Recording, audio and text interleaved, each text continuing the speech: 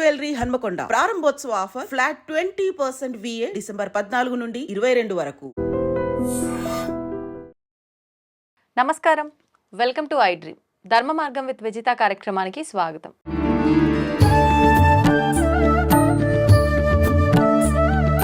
ప్రస్తుతం మనతో పాటు ఉన్నారు ప్రముఖులు శివరుద్ర సాధువు గారు. ఇప్పుడు వారితో మాట్లాడి మరిన్ని విషయాలు తెలుసుకుందాం. నమస్కారం అండి. నమస్కారం అమ్మా, చెప్తల్లి. ఈ మధ్య కాలంలో కొన్ని రకాల విధ్వంసాలని చెప్పొచ్చు అనుకుంటా జరగటం చూసాం. ఏంటి అంటే భూకంపాలు, ముఖ్యంగా కొన్ని నెలల క్రితం అయితే జల ప్రళయాలు, ఇలాంటివి మళ్ళీ రాబోతున్నాయి. 2025లో చాలా ఘోరంగా ఉండబోతుంది అని చెప్పి కొంతమంది ప్రముఖులు చెప్పడం జరిగింది ఆ టైంలో.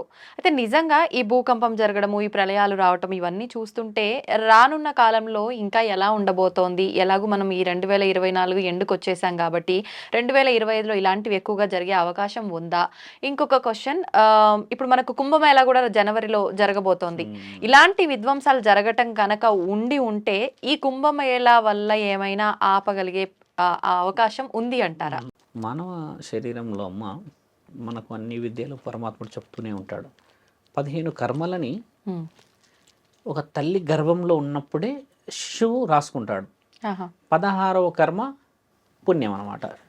అంటే గరుడ పురాణంలో 7వ సంపుటిలో ఏం రాసి ఉన్నదంటే మానవ శరీరం 15 కర్మలని అనుభవించడానికి పుట్టి 16వ కర్మ ఏమిటో తెలుసుకోవడానికి పరమాత్ముడు ఇస్తాడు. అంటే 16 కర్మల కలయిక ఒక జీవిత చరిత్ర. అంటే ఎలా 15 కర్మలు గురువు గారు అని అంటే అమ్మ, బాధ్యతలన్నీ చెప్పుకోవచ్చు. అందులో నీ స్నేహితుడు ఉండొచ్చు, నీ ప్రేమికురాలు ఉండవచ్చు, నీ భార్య ఉండవచ్చు. కొన్ని సందర్భాల్లో హ్యాపీనెస్ కాస్త సాడ్నెస్ అయ్యి హెవీగా మనల్ని కొన్ని ఫీలింగ్స్ నచ్చేస్తుంది కదా, ఇవన్నీ కర్మలు అంటారు. అయితే వీటన్నిటిలో మనల్ని ఎక్కువ శాతంగా బాధించేది ఎవరంటే ఫైనాన్స్, ఎమోషన్స్. ఇవి రెండే ఎక్కువ బాధపడతాయి. ఈ రెండింటిని గెలవడానికి జీవితం అంతా తండ్రి కష్టపడతాడు, భార్య కష్టపడతాడు. అంటే పుణ్యం కోసం, అంటే కనీసం తరాలన్నా బాగుండాలి అని. అంటే మీరన్న ప్రశ్న ఏంటంటే 2024లో జరిగిన విధ్వంసకమైన సంఘటనల ద్వారా పలు విధాలుగా పలు రాష్ట్రాల్లో, లైక్ వాయనాడ్ లాంటి రాష్ట్రాల్లో, అంటే కేరళ రాష్ట్రాల్లో జరిగిన ఒక ప్రకృతి వైపరీత్యం, తర్వాత బాంబేలో, గుజరాత్లో జరిగిన వైపరీత్యం, కొంచెం వెనక్కి తీసి చూస్తే మన దగ్గర విజయవాడ రీసెంట్ ఆర్టికల్లో మాట్లాడితే, ఇవన్నీ పక్కన పెట్టి చూస్తే అమ్మ లైవ్ ఎవిడెన్సెస్ స్త్రీలపై అఘాత్యాలు, అత్యాచారాలు, మానవ మృగాలు ఇంతవరకు న్యాయం జరగలేకుండా ఉన్నాయి. ప్రకృతి ఒక పని చేసిందమ్మా, భూప్రపంచం మొత్తం ప్రభావం చేసి చంపేసింది. నీళ్లు విజయవాడలో చంపేసింది. కొన్ని జరిగాయి.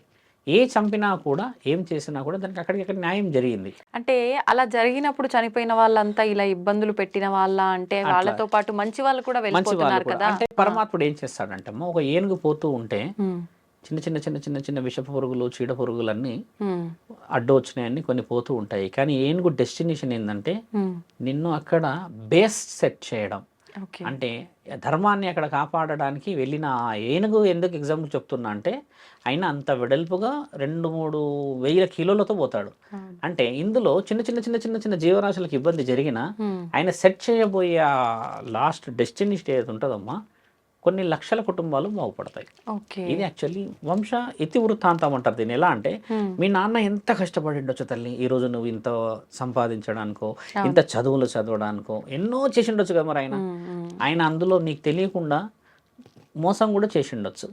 బాస్ దగ్గర అబద్ధాలు ఆడడం లాంటి మోసాలు, అంటే ఉన్న పొడి చేయడం కాదు, అంటే కొన్ని అటు ఇటు చేసి ఏది చేసినా సొంత లాభానికి చేసి ఉండొచ్చు కదా. మరి ఆయన గారు న్యాయంగానే ఉండినుంటే, ఈరోజు మీరు అన్నట్టుగానే మీరు న్యాయంగా ఉండినుంటే ఇంత వెలుగులో కూర్చోకపోయేవాళ్ళు. అంటే ప్రతి మనిషి ఏం చేస్తాడంటే స్వార్థంగా కొన్ని ఆలోచనలు కుటుంబం కోసం చేస్తాడు. ఇక్కడ మీరు కొంచెం చాలామందికి, పురోహితులకి ఇది కొంచెం బలమైన ప్రశ్న, సాధువులకి, అఘోరాలకి కూడా. ఒక్కసారి కళ్ళు మూసుకొని మనస్సుతో ఆలోచిస్తే అమ్మ, ఇంకా ప్రకృతి పని మొదలు పెట్టలేదు. మనమే ప్రకృతిని పెకిలిస్తున్నాం ఇలాగా గడ్డపారతోని, అక్కడున్న వాటినన్నీ తీసేసి. వెరీ సింపుల్ ఎగ్జాంపుల్ చెప్తే, వాయనాడ్ లాంటి ప్రాంతంలో వచ్చింది ఒక పెద్ద ప్రకంపనం. అంటే there is a pillars, iron pillars లోతుగా తవ్వేసి పెట్టి, ఆ కొండ ప్రాంతంలో కేవలం గాలికి సంబంధించిన పవిత్రత ఉండాలి, దైవానికి సంబంధించిన ఆధీనమై ఉండాలని బోర్డ్స్ ఉన్నాయి అక్కడ. మన వాళ్ళు ఏం చేశారు, ఆ పచ్చటి వాతావరణంలో కొన్ని విధాలమైన ఆలోచనలు చేసి కొన్ని విధాలమైన కామానికి సంబంధించింది, కొన్ని విధాలంటే నా ఉద్దేశం ఎక్కడైతే విలాసం అనేది కామంతో మొదలవుతుందో తల్లి, దైవానికి విలువ ఉండదు. మరి దైవం కూడా ఎంత భరిస్తుంది అక్కడ? ఇప్పుడు అలాగే కంటిన్యూషన్ ఒక విషయం జరిగితే మీరు అన్నట్టుగా దైవాధీనంలో ఆ మనిషి పుణ్యాత్ముడు అనుకున్నాం, అక్కడికి ఆయన జీవిత చక్రం రాసుండి వేరే వాళ్ళు మంచి మంచి వాళ్ళ జీవితాన్ని నాశనం పట్టిస్తూ పవిత్రమైన ప్రకృతిని నాశనం పట్టిస్తున్నారు కాబట్టి ఒకసారిగా లేపుకెళ్ళాడు అందులో. ఇక్కడ తప్పు దేవుడిది ఉందా అమ్మ? బాగా గమనించాల్సింది మానవులది ఉన్నదా? మనిషిదే తప్పు ఉంది కదా. ఇంకా ప్రకృతి అక్కడ పని చేయలేదమ్మా. మనం విజయవాడకు వచ్చాం, అమ్మకి బాగా ముక్కు పొడుగు దాకా నీళ్ళు వస్తే మునిగిపోతుందంట అని బ్రహ్మంగారు రాశారు అని చెప్తే నేనన్నా అలా కుదరదమ్మా అని కూడా మన ఛానల్లో చెప్పాను. ఏమవుతుందంటే కొన్ని వందల సంవత్సరాల క్రితం ప్రకాశం బ్యారేజ్కి కొన్ని లక్షల ఎకరాల చుట్టుపక్కల పంట మాత్రమే పండాలని రాసింది అన్నిట్లలో, రెవెన్యూలో, డిపార్ట్మెంట్స్లో, ఎక్కడెక్కడో రాసుంటాయి కదమ్మా. ఈరోజు నువ్వు బిల్డింగ్లు కట్టింది నువ్వు ఎగువ ప్రాంతంలో, ఇక్కడ కొండ ప్రాంతం మీద నుంచి నీళ్లు పడితే నువ్వు ఇక్కడ అన్ని ఇల్లు నీ విలాసాన్ని కట్టావుగా. మరి ఇక్కడ మరి అమ్మ నా తల్లి దుర్గామాత తప్పు చేసిందా? లేదు, మానవుడే తప్పు చేశాడు. ఇక్కడ మళ్ళీ ఎనికి వెళ్దాం, కలకత్తా మౌమిత విషయం తెలిసి తెలివితో మదమెక్కి నువ్వు మద్యం తాగి మత్తులో ఉండి అబ్బం శుభం తెలియని ఆడపిల్లని తెలివిగా తీసుకెళ్ళి అన్ని గుడ్డలు తీసేసి రక్తపు మాంసపు ముద్ద మడుగులో కంట్లల్లో ఆ కంటి అద్దాలు కుచ్చేసేసి మరీ నీ కామవాంఛ తీర్చుకున్నావు. కాబట్టి ఇది ప్రకృతి ఇంకా నిన్ను హెచ్చరించే ప్రక్రియలు ఇవి. తెలివితో నువ్వు చేసిన దాష్టికమైన పని ఇది తప్పు. ఆ ప్రకృతిలో నీవు పెకలిస్తే నిన్ను ధర్మంగా ఏదో చేసింది ఆపింది, దానికి విలువలు ప్రత్యామ్నాయంగా వచ్చే జనవరిలో మళ్ళీ కేరళ స్టార్ట్ అవుతుంది. ఈ స్త్రీ జీవితం వస్తుందా? ఈ స్త్రీ జీవితం రాగలదా? రాదు. 4 సంవత్సరాలు 5 సంవత్సరాల స్త్రీలపై భవ్య అనే ఒక అమ్మాయిపై బౌరంపేటలో ఒకడు వచ్చి కామానికి అది చేసేస్తే ఆ అమ్మాయి చనిపోయింది, ఏదో జరిగిపోయింది. అంటే 4 సంవత్సరాలు 5 సంవత్సరాల అమ్మాయిని నువ్వు ఆలోచించగలిగావంటే నీవు జ్ఞానంతో ఉన్నవాడివే కదా.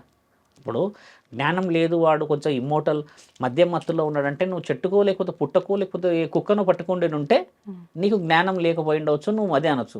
నువ్వు పర్టికులర్ ఒక శరీరే పట్టుకున్నావు అంటే తెలివితోనే పట్టుకున్నట్టు కదా.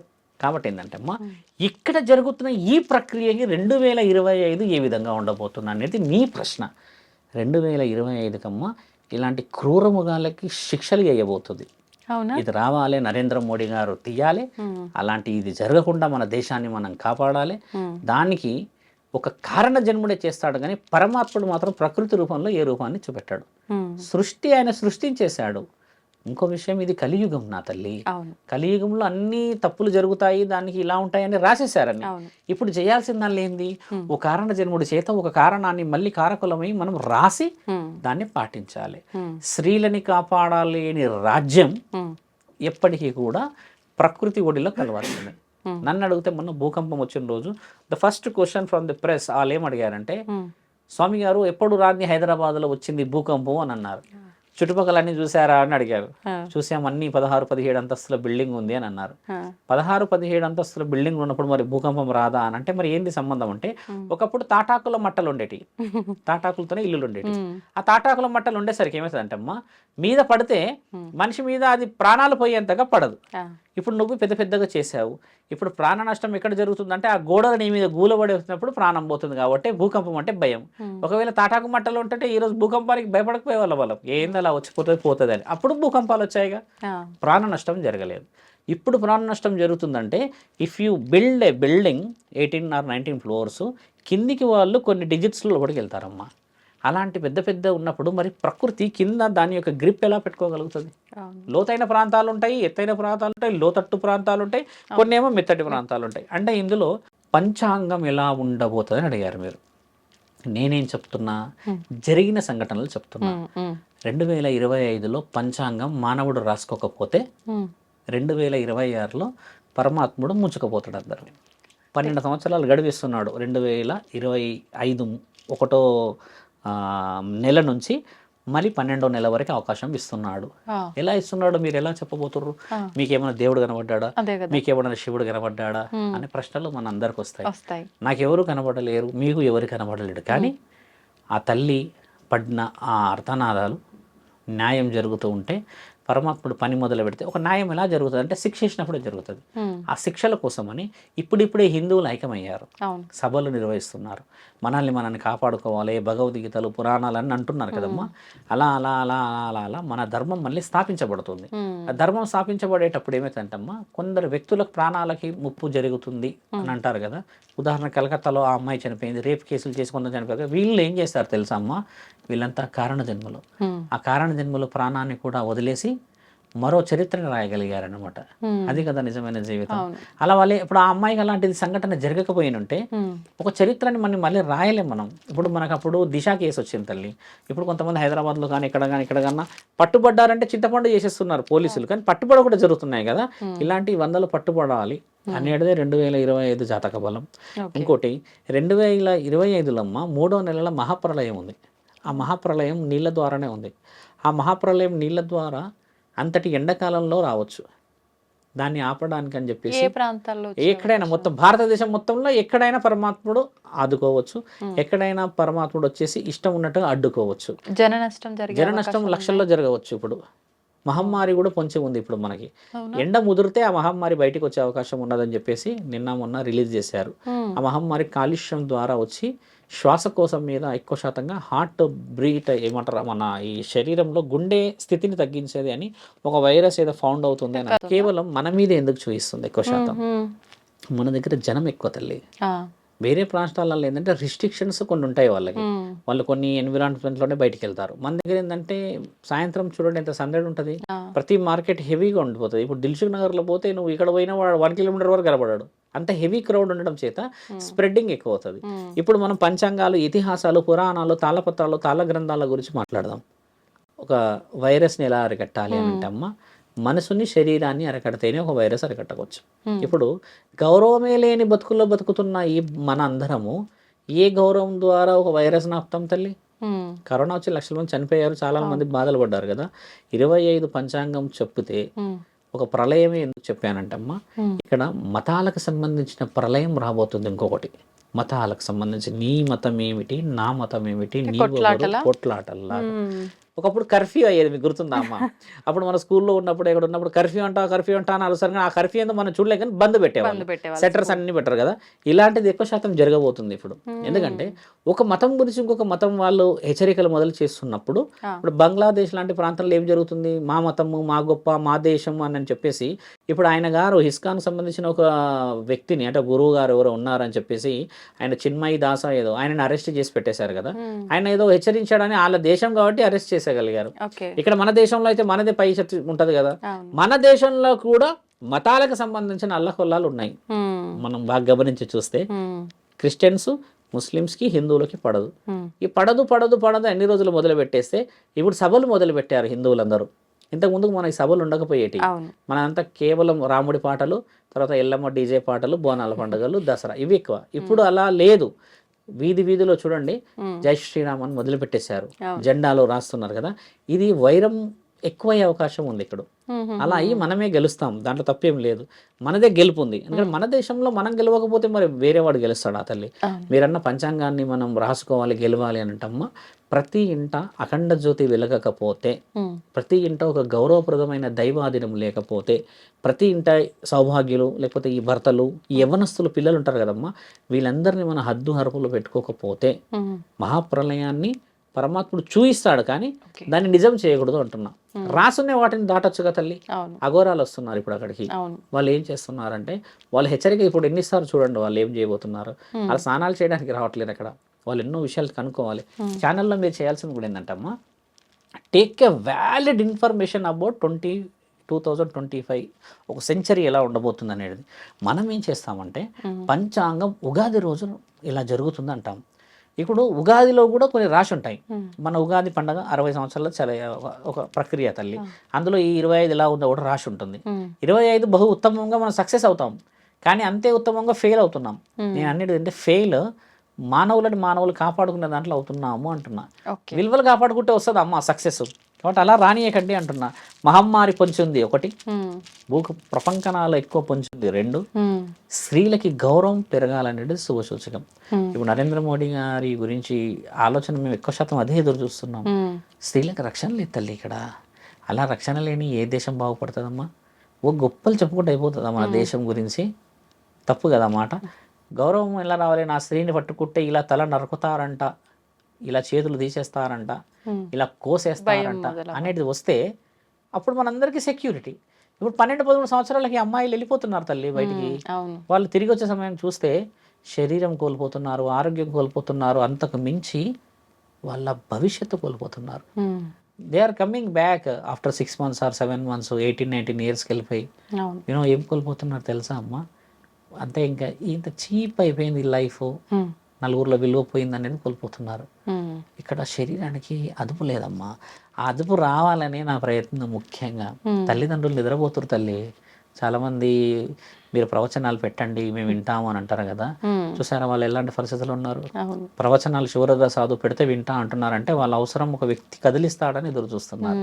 అలా ఎంతమంది గురువుల దగ్గర పోయి ఉండొచ్చు వాళ్ళు, ఎంతమంది సాధువుల దగ్గర పోయి ఉండొచ్చు వాళ్ళు. తల్లిదండ్రులు కాపాడుకోలేకపోతే అమ్మా పరమాత్ముడు ఏ భవిష్యవాణి రాస్తాడు తల్లి? ఆల్రెడీ బతుకుతున్నాం కదా మనం. 2025 ఏం చేయాలి ఇక్కడ?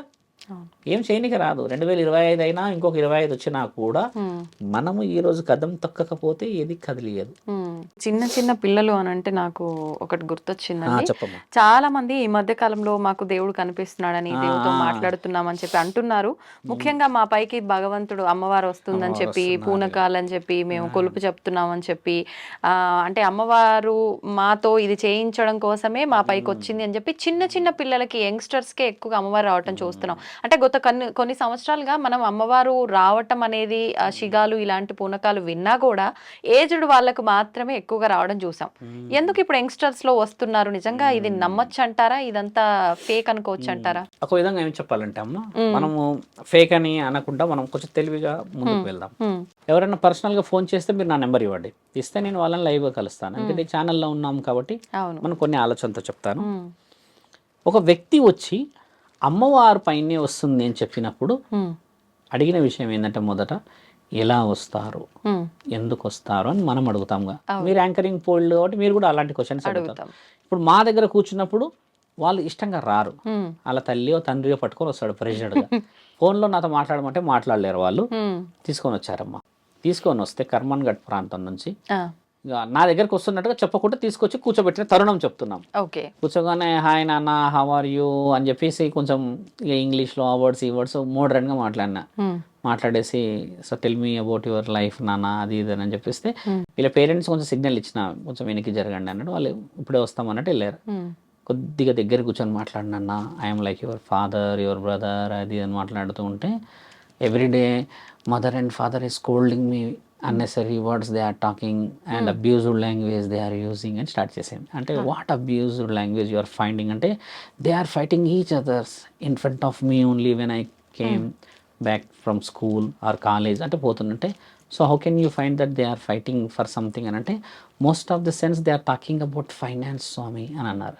అంటే అంటే ఫైనాన్స్ అంటే మీ గురించే కదా స్వామి అంటే నో మా గురించి ఫైనాన్స్ గురించి కాదు స్వామి, వాళ్ళు ఏ విధంగా ఫైనాన్స్ సంపాదించాలన్నట్టు దానికి మేము ఒప్పుకుంటాం. కానీ ఏ ఖర్చు ఎలా పెట్టావు, నువ్వు అలా ఖర్చు పెట్టావా, అని ఇలా పెట్టావా, దీనికి ఎస్టిమేషన్ ఎంత అయింది, ఈఎంఐ అని కొన్ని ఉంటాయి కదా. ఈ డిస్కషన్స్ నేను చాలా చాలా చాలా చిన్న లైఫ్లో ఉన్నా అనిపిస్తుంది అన్న థాట్ తిరుగుతుంది ఆవిడ మైండ్లో. గమనించండి నా ప్రశ్న. డబ్బుల గురించి తల్లిదండ్రులు కొట్లాడుతున్నారు అన్న విషయం ఎలా తీసుకుందంటే ఈవిడ వీఆర్ వెరీ పూర్ అన్నట్టుగా తీసుకుంది. అంటే నేనేమన్నా ఓకే దట్ ఈస్ ఫైన్, ఎందుకంటే ఉన్నది కొట్లాడుకుంటారు వాళ్ళు, ఇంట్లో కొట్లాడకపోతే వీధిలో కొట్లాడతారా నేనంటే. కానీ అలా కొట్లాడడం నాకు, నా ముందే కొట్లాడితే నాకు తీసుకోవాలని, రిసీవ్ చేసుకోవాలనిపిస్తలేదు స్వామీజీ, అది ఇది అని అంటే నీకేమనిపించింది అని నేను అన్నా. అన్న తర్వాత కొద్దిగా ఎనికి జరిగింది.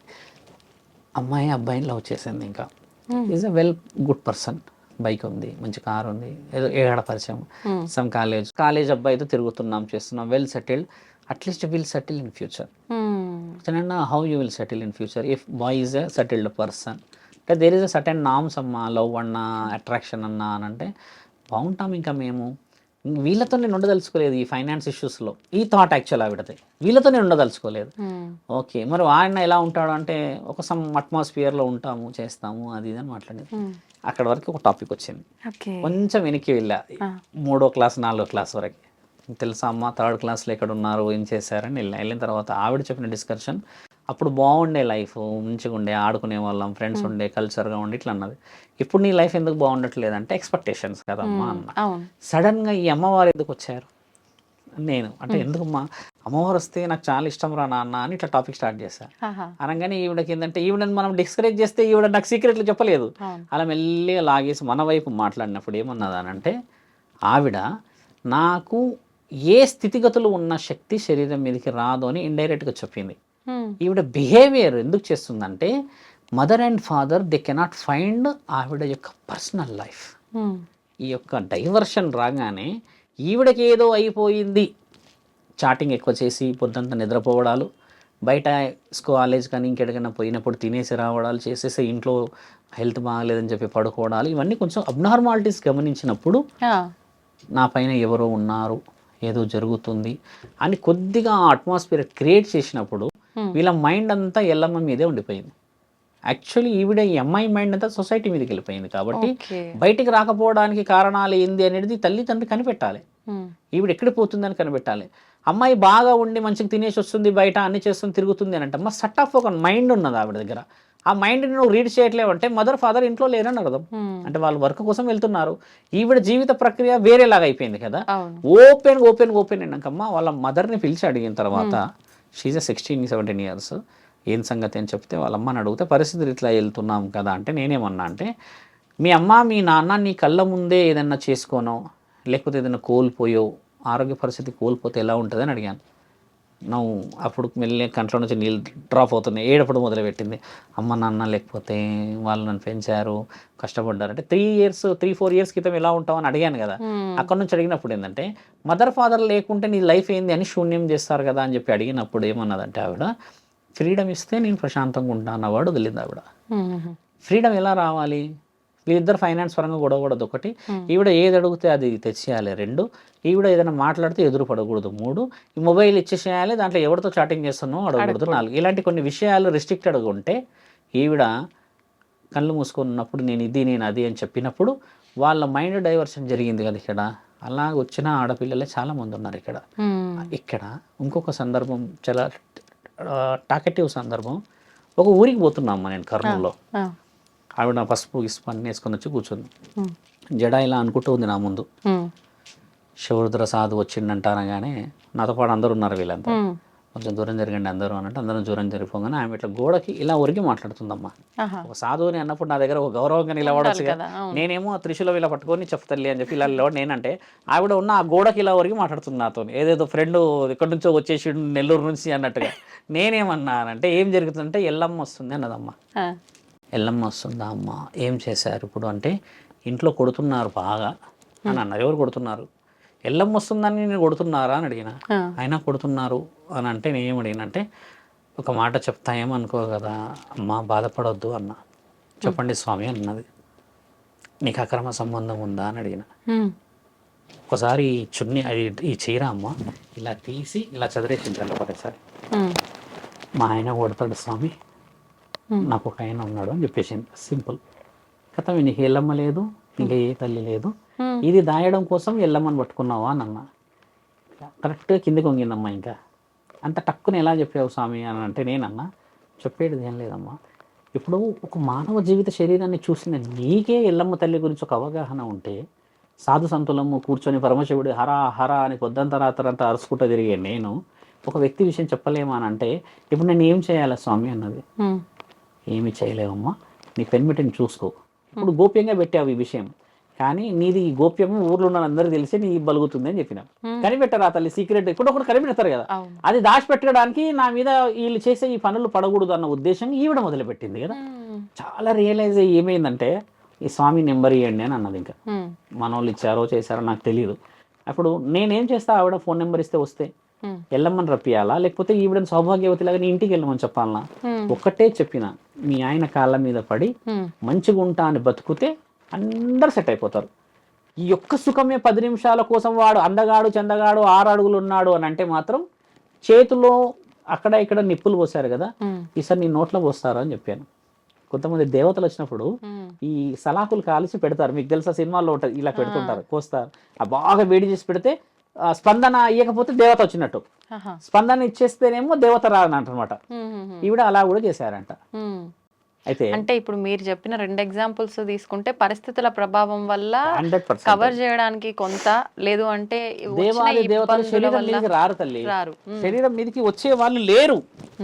నేను గతంలో కూడా గొడవపడ్డా, వచ్చిన దేవత ఎవరైతే ఉంటారో నీకు పెళ్లి కానియదు, నీకు అసలు పెళ్ళే కానియదు.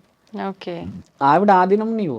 మరి ఇప్పుడు రారు అని మీరు ఇంత ఖచ్చితంగా చెప్తున్నారు కదా, కొన్ని సందర్భాల్లో గ్రామాల్లో మనం ఎక్కువగా చూస్తాము, ఎవరైనా గ్రామ దేవతల్ని కానీ లేదంటే పంట పొలాల్లో ఉన్న దేవతల్ని మర్చిపోయి కొంచెం మనం తక్కువ చేసినట్టుగా చేస్తే ఎవరిపైకో వచ్చి వాళ్ళతో వాక్కు చెప్పిస్తుంది, ఇలా చేస్తేనే బాగుంటుంది వాక్కు వేరు. ఊరు అని. మళ్ళీ అది నీకు మాట చెప్తాను. ఇప్పుడు మీరు నేను ఇద్దరం షాపింగ్కి వెళ్ళాం, దాన్ని టెంపుల్కి వెళ్ళాం తల్లి.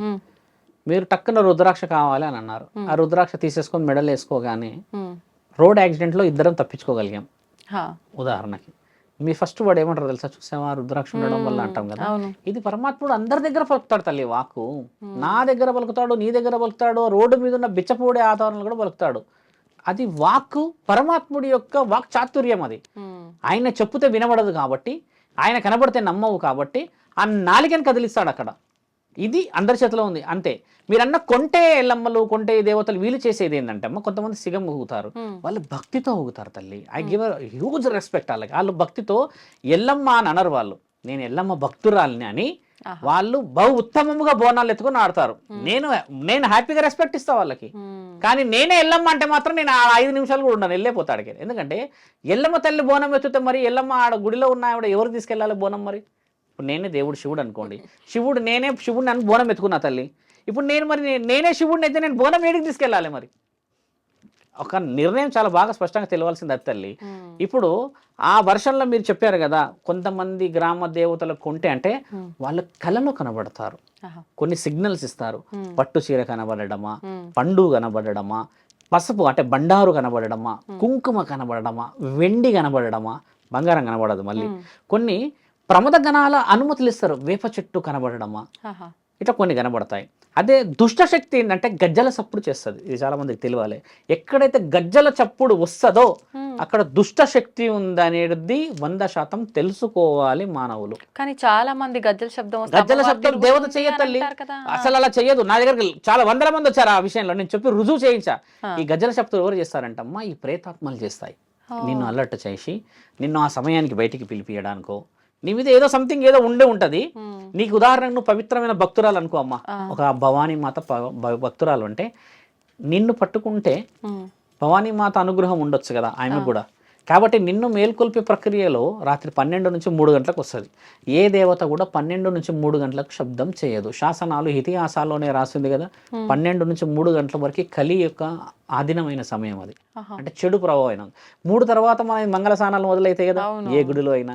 3 తర్వాత శబ్దం వేరు ఉంటుంది, 12 లోపు ఉండే శబ్దం వేరే ఉంటుంది. దేవతలు కూడా గజ్జల శబ్దం చేస్తారు, సమయం వారిది వేరు. గల్ అనే శబ్దం వేరు, గలగలగల అనే శబ్దం వేరు. దేవతలు చాలా గలగల చేస్తారు శబ్దం. ఒక వ్యక్తి నడుస్తున్నట్టు శబ్దం వస్తుంది, మీరు గమనించండి. ఇప్పుడు మనం కొందరికి 2-3 ఉంటాయి తల్లి ఆ గజ్జలు. ఆ సౌండ్ పర్టికులర్ గా నడుస్తుంది, టక్ టక్ నడిచి ఒక దగ్గర ఆగుతుంది. దేవత అయితే ఇంకొకళ్ళు ఏంటంటే తిరుగుతూ ఉంటారు, వాళ్ళు బయట తిరుగుతారు. బాగా గమనించాల్సిన ప్రశ్న మీరు అడిగిన డీప్ క్వశ్చన్.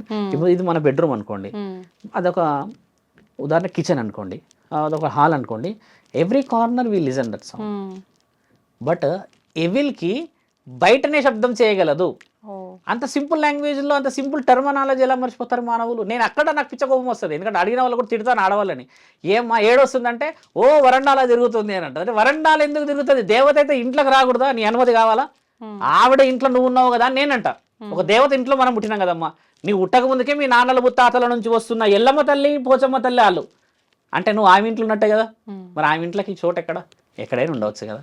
భూతాలు దయ్యాలన్న ఈ విషయం ఎందుకు చెప్తున్నా అంటే ఇవి నిన్ను సెక్యూర్ ప్లేస్ నుంచి బయటికి రాపించగలవు. అయితే నీవు అయితే అదైతే లోపలికి రాలేదు కదమ్మా. ఆడొక రక్ష ఉంటది కదా ప్రతి గడపకి. ఇది తెలుసుకోవాలి చాలా మంది. మీరు అన్న ప్రశ్న ఏంటంటే చాలా మంది తప్పుదోవలకు వస్తుంది, ఇలా ఎల్లమ్మలు వచ్చారు పోచమ్మలు వచ్చారు అంటున్నాను కదా, ముమ్మాటికి అవాస్తవమైన విషయాలు అవి. కొంతమంది భక్తితో ఆడుతున్నారు. అర్ధనారీశ్వరులు ఎల్లమ్మ తల్లి బోనం నేస్తే నిజంగా ఎల్లమ్మ తల్లి వచ్చినట్టు ఉంటుంది అక్కడ బల్కంపేటలో. ఎంత భక్తిగా ఆడతారు మరి. కొంతమంది అన్నారు మాకు వస్తలేదా అంటే, కొంతమంది వస్తుంది అని అంటారు కదా. వచ్చిన వాళ్ళ ఇళ్ళందరి ఇంట్లలో పరిస్థితి అంతంతే ఎందుకుంది. ఆ అమ్మాయి ఎవరైతే అంటుంటారో ఈ చిన్న చిన్న వయసులో ఉన్న వాళ్ళు కానీ లేడీస్, సొంతంగా ఆరోగ్యం బాగుండదు తల్లి వాళ్ళది. నడుములు తీవ్రంగా నొప్పులు ఉంటాయి, మెడల కాడ నుంచి కింది వరకు హెవీ పెయిన్స్ ఉంటాయి బాడీ అంతా. వాళ్ళు చేసే ఆ కొంచెం క్రియా ప్రక్రియలకి న్యూరలాజికల్ సిస్టమ్ చాలా డిస్టర్బ్ అవుతుంది. దానివల్ల పెళ్ళైన వాళ్ళకి ఏమవుతుంది తెలుసా అమ్మ, చాలా మందికి తెలియాలి అమ్మలకి, పెనిమిటికి మరణగండం వస్తుంది, కొడుకుంటే కొడుకుకి గండం వస్తుంది. ఒక దేవత ఒప్పుకోదు తల్లి అది. కాపాడడానికి ఆవిడ ఉంటే, ఆవిడ ఒక శరీరం మీద నేనే వచ్చానని చెప్పేసి సొంత వాకులు పలుకుతే ఆవిడ ఎట్లా ఒప్పుకుంటుంది తల్లి. ఆ విషయంలోనే మొదట్లో 1 year క్రితం చెప్పా ఈ విషయము. చెప్పిన తర్వాత నా దగ్గర చాలా మంది వచ్చారు. ప్రతి ఒక్కరు now they are well settled families. ఇప్పుడు వాళ్ళు పీస్ఫుల్ ఎందుకు ఉంటున్నారు అంటే, నేను ఆ రోజు వచ్చింది ఒక ఆమె వచ్చింది, పుట్ట ఉంది, ఎల్లమ్మ తల్లి పెద్ద పుట్టు ఉందంట, పాము ఈవిడకే కనబడుతుందంట. నేను చెప్పిన చాలా అదృష్టవంతురాలు, ఇక తర్వాత ఇక నా మీదకి వచ్చేసింది స్వామి అని అంటే, కానీ అప్పుడు మొదలైంది. నేను మంచిగా ఇచ్చినాయి ఆవిడకి, ఎట్లా వచ్చింది అని చెప్పిన. ఇక అంటే కథ మొదలు పెట్టేసి బాగా చాలా గౌరవంగా మాట్లాడిందమ్మా ఆవిడ. మాట్లాడి గర్వంగా పోయింది. 3 నెలలకు వచ్చింది మళ్ళీ. రుద్రస్వామి గారు ఉన్నారా అని ఫోన్లో అడుగుతుంది. రుద్రస్వామి గారే చెప్పండి అని అనగానే, మా ఆయన 11 రోజులు అవుతుంది స్వామి, ఏ హాస్పిటల్కి పోయినా ఏ టెస్టులు చూసినా ఏం వస్తలేదు, కానీ మనిషిలో ఉండట్లేడు అని అంటే, పట్టుకొని రా మీ ఆయనని అని చెప్పిన. ఆయన అదృష్టం చూడాలి. అలా ఆయన గారు నా దగ్గర కూర్చున్నాక ఒక 15-20 నిమిషాలకు రియలైజ్ అయిపోయింది ఈవిడ. నేను చెప్పిన అది చూడమ్మ తప్పు, ఎల్లమ్మ తల్లి పుట్టుంది కదా, రోజు పాలు పోయి గుడ్డు పెట్టుకో, ఇంకేదైనా ప్రమాణం ఉండు ఆడ పెట్టుకో, ఎవరైనా భక్తులు వస్తే ఎల్లమ్మ తల్లి బొట్టు పెట్టేసి అమ్మ బాగా చేస్తుంది అని చెప్పి ఈ ధర్మమైన వాకులు మాట్లాడు. అంతేగాని ఇంకా ఈవిడ గద్దేసుకుంది అక్కడ కూర్చోడానికి. ఇక ఎల్లమ్మ తల్లిని ఎంత తప్పు తల్లి. ఎల్లమ్మ తల్లిని ఆడుకుంటున్నారమ్మా. ఏ రోజు కనబడుతుందో నా తల్లి ఎల్లమ్మ, కానీ ఒక్కొక్కళ్ళ భరతం పట్టాలి. ఆవిడ అప్పటికి పాములాగా చూపిస్తూనే ఉంటది. వీళ్ళు కళలో పాము కనబడేసరికి ఎల్లమ్మ తల్లి కనబడుతుంది, కానీ ఆవిడ ఏ రూపాలు కనబడ్డది. ఎల్లమ్మ తల్లి పాము రూపంలో కనబడ్డది అని అంటే అది ప్రమాద హెచ్చరిక. ఏ దేవత కనబడదు. ఆయుధం కనబడ్డదంటే ఈపు పగలగొడుతున్నానని అర్థం. బాగా గుర్తుపెట్టుకోండి, ఇది ధర్మం. శివుడు కనబడ్డాడు అనుకోండి, లైవ్ కనబడ్డాడు అనుకోండి, ఇట్లా శివుడు ఎవరికైనా కళలో శివుడు కనబడ్డాడు అని అంటే, ఆయన ప్రమద గణాల అధిపతి, గ్రహణాలకు అధిపతి, 14 లోకాలకు అధిపతి కదా. ఆయన ఏ విధంగా కనబడినా ఒక రక్షణ ఆయుధం కనబడదు శివుడికి, ఎందుకంటే మన రూపంలోనే కనబడతాడు. ఒక్క మాట స్పష్టంగా మన ప్రేక్షకులకు చెప్పాల్సింది ఏంటంటే, గణేశుడు కార్తికేయుడు శివుడు లాగా ఉన్నారా అమ్మ? పార్వతీమాత లాగా ఉన్నారా? దేవుడు లాగా ఉన్నారు కదా. ఒక్క మానవ శరీరం మాత్రమే మాలేసుకుంటే శివుడు లాగా ఉన్నాం అంటారు. అలాంటిది మరి ఆయన బిడ్డలకి ఆయన శివుడు లాగానే కనబడాలి కదా. తప్పెక్కడుంది? అది తెలుసుకోవట్లేదు మన వాళ్ళు. ఆయన కన్న పిల్లలే ఆయన రూపంలో లేరు. మనం ఏమి ఆయనకు పుట్టిన వాళ్ళమా, ఆయన అణువులో పుట్టిన వాళ్ళమా? ఒక ఆత్మతో పుట్టించుకున్న మనని మాలేసుకుంటే శివమాలేసారా మీరు అని అంటారు. అంటే ఆయన కొడుకులు పిల్లలు అని అంటాయి కదా. ఆయన ఏ రూపంలో అయినా రావచ్చు, కానీ దేవాది దేవతల్లో దేవతామూర్తులు ఆయుధం రూపంలో చూపిస్తారు. పెద్దమ్మ తల్లి ఒక పురుగు రూపంలో చూపిస్తుంది. పురుగు వస్తుంది, ఇంత పెద్ద పురుగు ఉంటుంది. ఆవిడ ఏంటంటే రక్తంలోకి వెళ్ళగలుగుతుంది. ఇట్లా వెళ్ళేసి రక్తానికి సంబంధించిన కొన్ని వ్యాధులను నయం చేయగలిగే శక్తి ఆవిడకు ఉన్నది. పోచమ్మ తల్లిది వేప చెట్టు, ముత్యాలమ్మ తల్లిది ముక్కు పుడక, ఇలా కొన్ని ఉన్నాయి కదా తల్లి. వాళ్ళది అది కనబడితే దాని హెచ్చరికలు తెలుసుకోవాలి. మన వాళ్ళు ఏంటంటే అది కనబడేసరికి ఇక పెట్టేసరికి ఒగ్గు కథ ఇక మొదలు పెడతారు. ఇక దాని అర్థం తెలుసుకోకుండా ఎందుకు చేస్తావు పండగను? ఎందుకు ఆ వివరణ లేకుండా అమ్మని ఇబ్బంది పెడతాను? ముఖ్యంగా ఉప్పాలమ్మ తల్లి గురించి చెప్తాం సందర్భం కాబట్టి. ఆవిడ ఇలా చేతి వస్తుంది పొలాల్లో. ఉప్పాలమ్మ మనం ఎక్కువ శాతం చూస్తాం, చేతి వచ్చింది అంటాం కదా. అక్కడ నీ పొలంలో ఉన్నా లేకున్నా ఆవిడ రక్షకురాలు ఆ ప్రాంతానికి. కొంతమంది ఉప్పాలమ్మ గుడి కట్టేసేస్తే, స్వామి మేము మాంసాహారం ఇవ్వాలనుకుంటున్నాము అమ్మకి, కానీ ఎలా చేయాలో తెలియదు అని అంటే ఉప్పాలమ్మ సిగ్నల్ ఇస్తుంది. అక్కడ ఇలా ఉన్న 5 చేతులలో ఈ కొమ్మని ఇలా తెంపితే తల్లి పాలు వస్తే అమ్మ మాంసాహారి కాదని అర్థం, శాకాహారి అని అర్థం. ఇలా పాలు రాకుండా రక్తం కూడా వస్తుంది. అంటే రక్తం అంటే కంప్లీట్ రక్తం కాదు, రెడ్నెస్. అది వస్తే ఆవిడ మాంసాహారం ఆశిస్తుంది అని అర్థం.